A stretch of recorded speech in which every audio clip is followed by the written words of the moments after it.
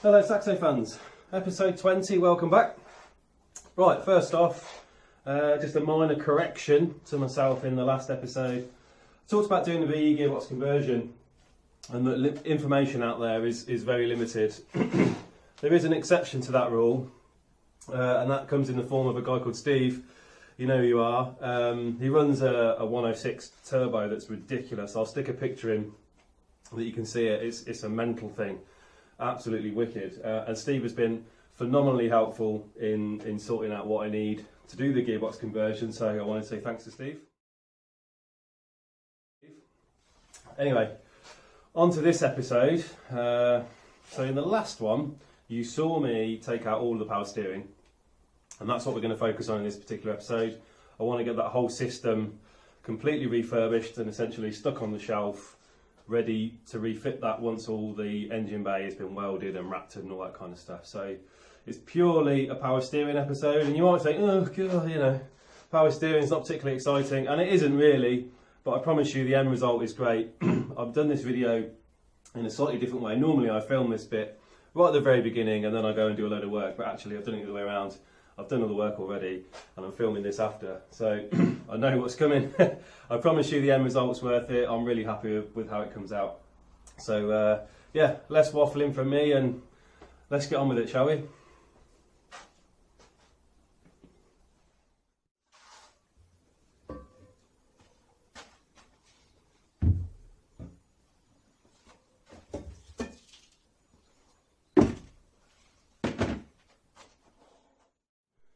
Right then, power steering system. So this is pretty much it. There's a couple of pipes that are left in the car, but they're just rubber hoses with the threaded part on the end. So obviously you've got your two steering arms, which I will take off and get them nicely painted, refurbished. I'm going to assess the centre ball joints here. You can replace these two a bit like you can a track rod end. So I'll take these out and just have a quick look at them, see if they're okay. They're quite cheap to replace, but and the bushes, sorry, the boots are okay, so I might just clean them up and leave them as they are. In terms of the rack itself, I'm pretty sure there's supposed to be like a plastic rubber bung on the end here, so that's missing, and this boot is obviously completely shot, so they can be easily purchased. I think you can get them on Euro car parts quite cheap. Some of the pipes obviously looking pretty rusty, so I'll get them off and get them zinc plated, and the same with this one here. But in terms of the actual rack itself and the way it was working in the car, there was no issues with it. There was no clunks or anything horrible like that. All that came from the coilovers and whatever was on the car before. So I'm just going to give this a really good clean up, get it all painted nicely, probably go for a nice silver just at the back of the engine bay, something different from black. So that's one thing. The actual pump itself, so this again is working, there's no issues with it at all. Obviously I'll give it a really good clean up, paint what I can paint. The trickiest bit is probably going to be getting rid of the rust here on the end of the motor. That looks pretty thick, but we'll see what we can do with that. I don't really want to dip that in the electrolysis bath. I think water and electronics like that, ironically in the electrolysis bath, probably wouldn't mix so well. I'm not entirely sure how that would go, so we'll see. We'll give it a go maybe. And obviously the brackets that hold these motor, this is definitely fit for the electrolysis bath. Obviously some pretty bad rust, but definitely salvageable. Obviously the little brackets that go on top, and obviously all the bolts as well. So pretty straightforward system. The only other idea really was the way that the pipes come from the rack here, these two bolts, and they sort of come over and across and over the top of the gearbox and into the pump. I don't really like that routing, it's a bit untidy. I'd like the engine bay to look as neat as possible, so what I'm going to do I think is find these fittings and maybe have a set of braided lines where I can run them where I like, just to tidy it up a little bit more, have them sort of out of sight. But yeah, that's for another day. So the first thing to do is to get this rack stripped apart a little bit, and for the bits that I can wash and get painted. So let's cue the time lapse and strip it apart.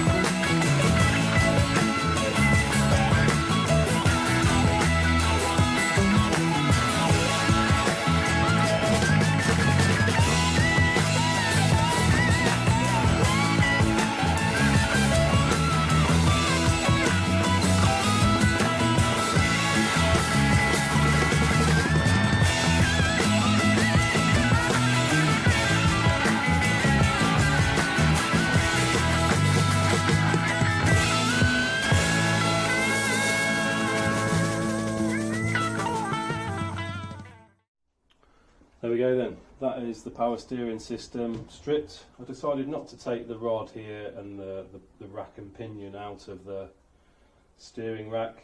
It feels fine. I've put a pair of mole grips on here and just turned it by hand, and actually it feels really nice, so there's no need to take that apart. Just obviously put the new boots on it and all that kind of stuff. Everything else has been stripped. The only thing that I haven't done yet is to do the motor. Obviously the end of this is looking pretty scabby, so I'm going to try and put that in the electrolysis bath. I need to just figure a way of perhaps sealing this out. I'm going to put a load of grease on there or something and seal it up and get that looking better. But for now, we're done. Everything's stripped. There's a few things that are going to be put into the zinc plating baths. So these, the hard hoses there, obviously all the bolts, maybe a couple of the smaller brackets I'll do. Maybe these as well, stop them rusting again. The centre ball joint, which I said I was going to have a look at, is actually cleaned up really nicely. Yeah, it feels nice and smooth, there's no knocks and bangs, so I'm really happy to keep that and not have to buy a new one. So, now everything's stripped apart, we can start painting and plating and putting things back together. Hopefully I can remember how it all went back together. Let's get on with that.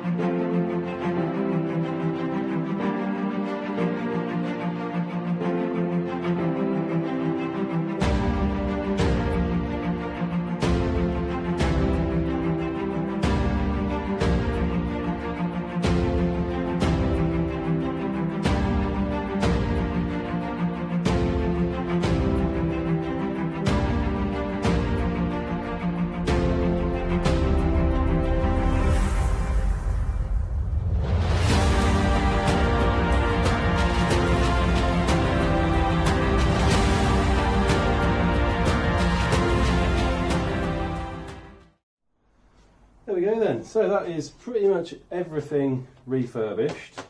The only thing that I haven't done, and I mentioned this earlier, was the motor. Now I did dip this in the electrolysis bath, but and I did seal up all the sort of the apertures that potentially water could get into the motors with grease.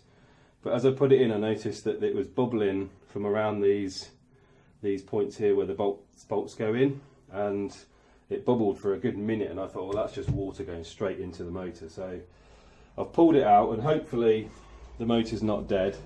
I was going to let it sit for a couple of days, let it dry out, and then actually just try and put some power to the motor and run it up and make sure it's okay. And then obviously I'm just going to have to do this bit by hand. I'll give it a really good brush down with a wire brush, and yeah, attack it somehow with whatever I can, because it looks pretty scabby. But failing that, if the motor is dead, then, I mean, you can see, look, there we go, there's water that's just come out of it. So if the motor's dead, then obviously I'll have to source another one, but I wanted to try it anyway. It's obviously the best way to get all this stuff off is definitely electrolysis. I probably could have put it in the bead blaster thinking about it, but to be honest, my bead blaster probably wouldn't get much of this off. It's quite thick, and as I've said before, I don't run a really aggressive blast media in there, so I think it might struggle.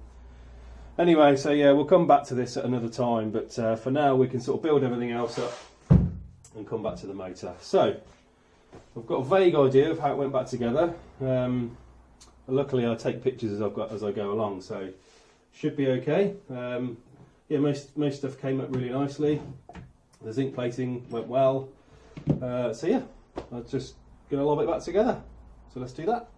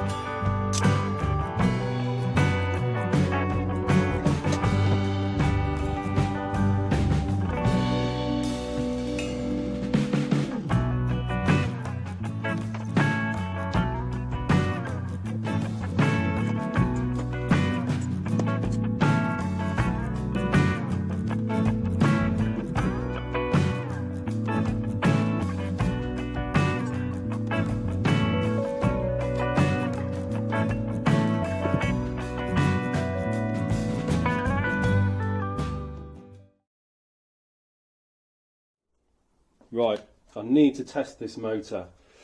Obviously it got water in it from the electrolysis process that I attempted, so I just thought what I want to do is just bench test it very quickly just to make sure actually it still spins up okay.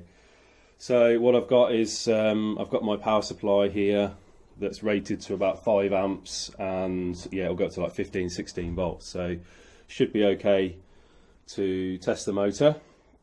Hopefully it's okay. If it is, then obviously I can go through the whole sort of doing the refurbishment by hand. So what I'll do is I'll turn it on and we'll see what happens.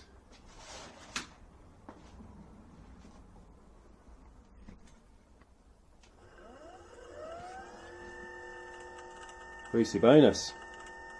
She's spinning. That's good. So, despite the water going into it, it still seems to be working, which is great. So I'll refurbish that now, and that'll be the end of the power steering stuff. There we go then, through the power of editing. Got this painted. Yeah, it's come up okay, given you obviously have to do it by hand. Nowhere near as good as if you could properly bead blast it or the electrolysis, but either way it's looking way better than what it was. So it's another system ready to go on the shelf. I'll wrap it up and leave it on there until the car's ready. But that's it. I think I've done power steering to death in this episode. Next episode we're going to look at some of the brake servo, the brake lines, the master cylinder and ABS type stuff, I think. Yeah, another sort of important job that needs to happen. But yeah, we'll call it a day for now. So as always, thanks for watching. Abide by the YouTube algorithm, click the like and the subscribe button. That'd really be great. So, see you next time.